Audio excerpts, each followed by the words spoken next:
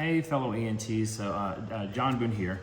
I've been in practice for almost 10 years now. My practice is about half pediatrics and the rest general adult ENT.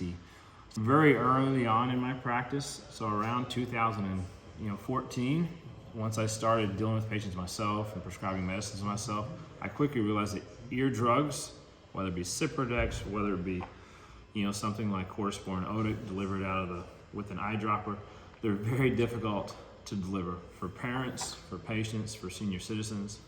And if you were to ask your patients, and particularly your parents or your senior citizens, you'd quickly realize there's a whole lot of folks out there that have a really difficult time getting drops in the ear. As an example, I inherited a patient. She was in her 90s and had a chronically draining ear, a hole in her ear that she didn't want to fix for decades.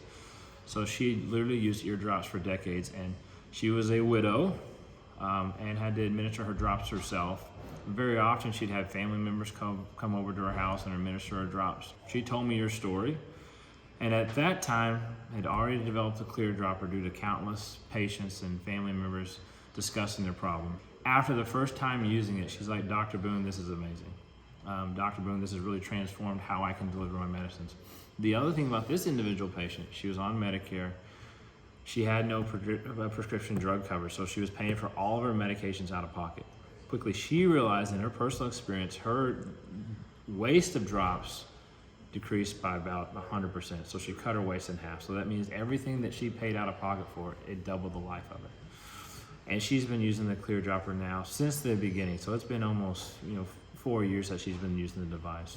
And there's numerous other stories like that. So from provider to provider, if you have a senior citizen or someone who has, whether it be rheumatoid arthritis or visual issues, I would ask you to think about how is this patient going to be able to get the drops in their ear, and can they? And if you take the time to ask yourself that question, you'll realize there's a whole lot of your patient populations that need a drop delivery device to provide the care that they need.